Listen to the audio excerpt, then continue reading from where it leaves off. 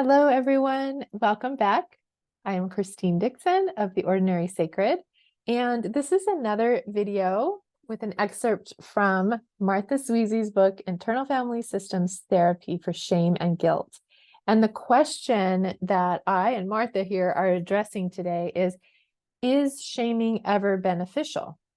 Because if you, like me, come from an authoritarian culture, which you likely do, shaming is really sanctioned, particularly by authorities, whether it's a parent, a teacher, a boss, a government, a policeman, etc. It's like shaming is viewed as a helpful way to keep a person on the right path, right? And I often define shame as a cultural or social mechanism used to keep a person in line.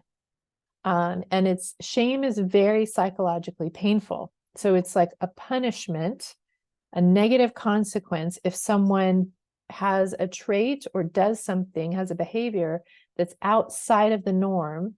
It gets them to come back, right? And so we end up exiling parts of ourselves, hiding them, locking them away. And we have these inner shamers that basically are helping us survive socially. So the question is that ever beneficial? And so you'll see what Martha and I believe about this. I agree with Martha.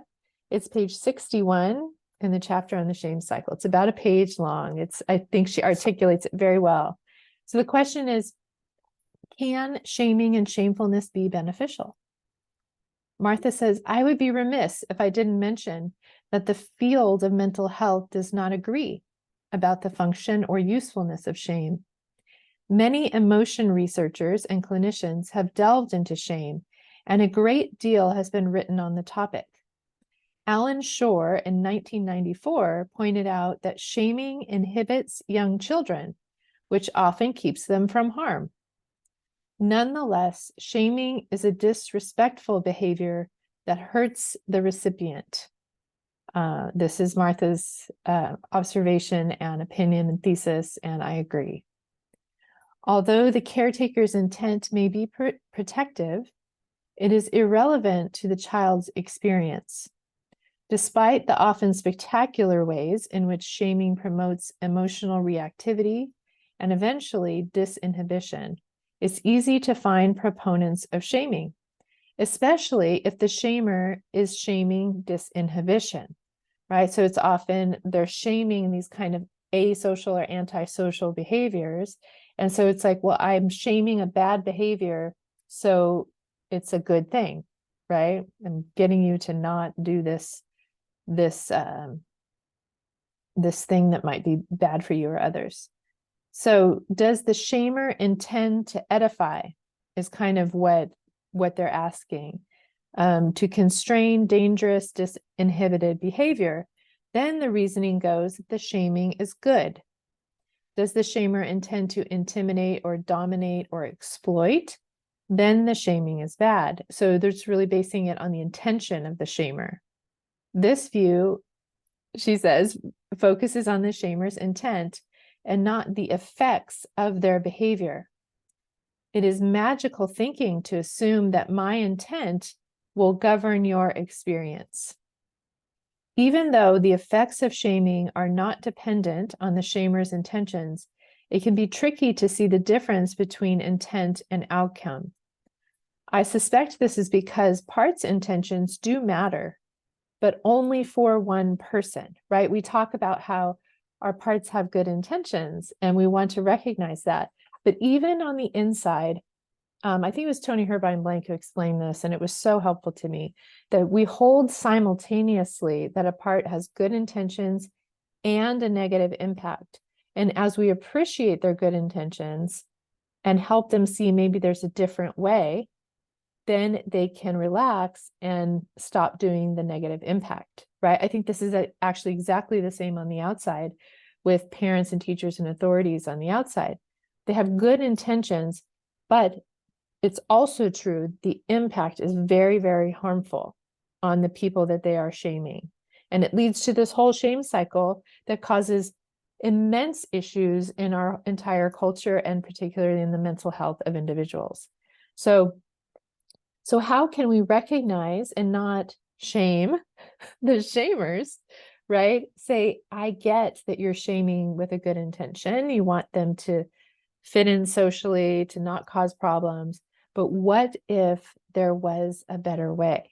What if there was a different way? And for me personally, learning nonviolent communication, conscious parenting and things like that is the better way, the more effective way that doesn't have the shaming component in it. But let me continue with what Martha was saying. Let's see. Even though the effects of the shaming are not dependent on the shamer's intentions, it can be tricky to see the difference between intent and outcome. I suspect this is because parts' intentions do matter, but only for one person. My part's intentions are crucially important to me, but not to you or anyone else. Our part's intentions are always to help us, right? They're always valuing and protecting us, but they're not necessarily valuing and protecting the people outside of us. So to care for myself responsibly and to be considerate of others, I need to understand my part's intentions, which are always positive for me in some way. But positive intentions for me are simply not relevant for you. First, if my parts are protecting me, they're not really thinking about you. And second, good intent can lead to bad, wounding, or transgressive behavior. Only my behavior matters to you. Shaming is not educational. It's not a kindness in disguise. It is not protective, and it is not for your benefit. What do you feel when shamed? You feel hurt, right? So this was really tricky for me in my first marriage and the abuse of my first marriage, to understand that I could hold simultaneously that my first husband's harmful behavior and rage, etc., toward me was not about me. It was not personal. And his intentions were to protect himself and his young, vulnerable parts. And it was harmful to me. And I could take myself and create distance from him. And that they both could exist at the same time. I could recognize the positive intention of his parts toward him and the negative impact that it had on me, so that I didn't have to vilify him or his parts, but I also could protect my own well-being. And I think people often, they pit these against each other, right? Either I accept his behavior and I allow him to do this to me, or I say his behavior is not okay and I shame him essentially and judge him and say he's bad, bad, bad.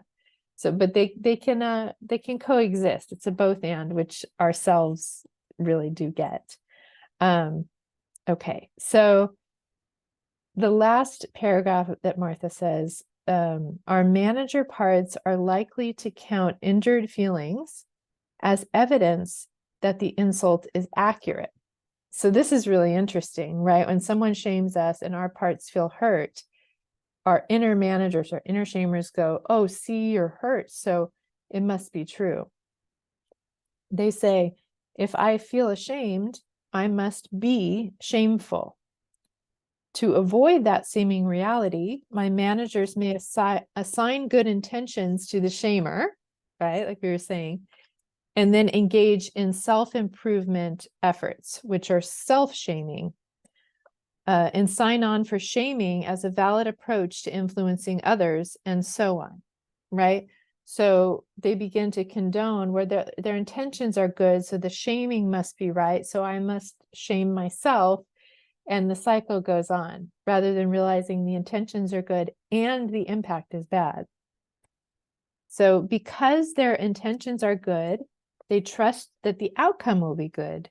Their sincere efforts, however, activate firefighter parts and set the client seesawing between recoil, inhibition and self-attack, and rage, disinhibition, which is seen in antisocial behaviors such as shaming others and in various self-soothing behaviors that are antisocial in the long run, such as overusing alcohol, drugs, pornography, etc.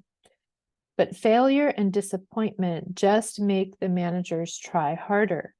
So again, you see how the shame just creates the whole cycle that we've been talking about, the shame cycle. So we have more self-loathing, more inner critics, harsh self-talk, right? And then we feel our parts, our exiled parts feel more and more shamed and more pain. And then we begin to have antisocial behaviors of lashing out at other people to deflect the shame. It's so unbearable, the pain of the shame, so I've got to push it out on someone else, or I've got to escape through some numbing behavior, right? And so you see, we have a whole entire population of people who are addicted to substances, rageful, in pain, depressed, anxious, hypervigilant, all as a result, as a consequence of this shame cycle that we have in authoritarianism. And so the last sentence that Martha says is, authority figures who use shaming to exert influence are playing with fire. And I agree with her. It may work in the short term to get someone to be in line and kind of survive socially, but the cost is absolutely not worth it. And I know for me, I grew up in authoritarian culture. I began perpetuating it with my own children. And at some point, I woke up and realized this is not, I'm harming my children, I'm harming myself. But I didn't know any other alternative. I didn't know what else to do, right?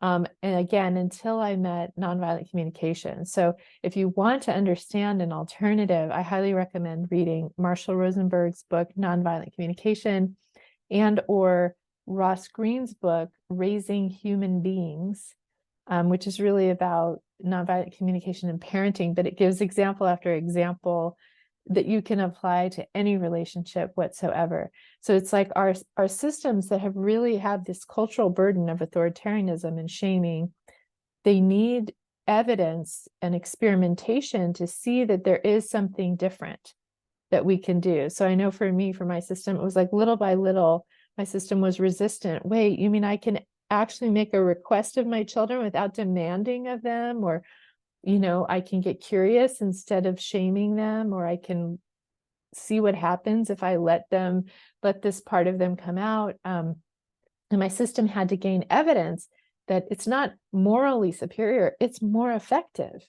in creating healthy human beings and healthy relationships between people.